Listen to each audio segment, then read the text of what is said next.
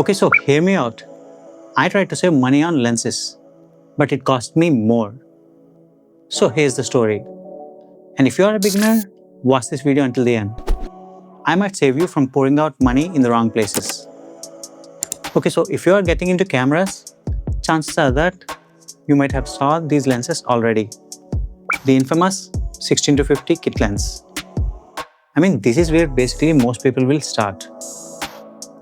Because it is simple and it comes with the camera itself. And honestly, most beginners don't even think about lenses at first. I mean, I didn't either. I bought the body first and then added the kit lens later. And once you start using it, usually one of these two things will happen. You either stay with it forever or you'll slowly start noticing its limitations. And when you actually do that, that's where the journey begins. Because that's when you realize the lens actually matters more than the camera itself. Because with this lens, when you started zooming in, the image changes, the background blur disappears, and low light gets worse. And I slowly realized that this lens is making compromise everywhere. And that's when I discovered something called constant aperture lens. And when I started searching for them, that's where things got really interesting. Because that was the moment I realized lenses are everything. I mean, just look at this.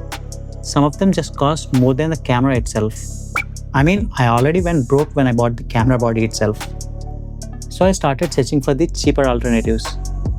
And that's when I discovered something called the manual lenses. I mean, they got you covered when it comes to constant apertures. And compared to everything else, they're pretty cheap.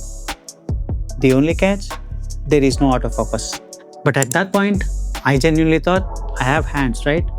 So I can focus manually. So immediately, I ordered one. And this is what I actually got. The 7 Artisans with f1.8 aperture. And honestly speaking, I thought learning manual focus would be easy. I mean, most of the people learn driving with manual gears, right? So in my head, I thought the same logic applies here too. But the moment I started using it, I realized manual focus lenses are a completely different game. Because finding the perfect focus, especially at f1.8 aperture, is way harder than it looks. Because one tiny movement with this, everything goes out of focus instantly. And the worst part is that sometimes you don't even notice it while shooting. And you'll only realize it later once you started exporting your footage into the computer. And that's when I realized autofocus is not something that I can't ignore. But by that point, I already spent around 18,000 rupees chasing the most wrong setup for my needs. And at that time, I genuinely thought real quality comes from lenses like these, the Sony G Master lens. But the moment I looked at their price tags, I almost gave up completely. And that's when I discovered something called the Sigma lens. I mean, at first, I was actually planning to buy the Sigma Trio.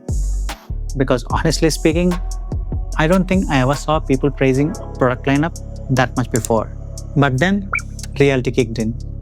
Buying 3 separate lenses just didn't feel practical for me. And that's when I found this lens, Sigma 18-50 f2.8. And I have chosen this lens because it almost covers everything I need in a single package. And it also comes with good autofocus, constant aperture, sharper image quality. I mean, when you see my channel, every video that I took came from this. And for the first time, everything just worked. So get this, my first lens came from my lack of knowledge. And my second lens came from my greed. So if you're just starting out, learn from my mistakes. Because sometimes, buying the cheaper options first end up costing more in the long run. And if you're interested in watching content like this, like real creator experience, camera journeys, and tech content without usual nonsense, subscribe to my channel.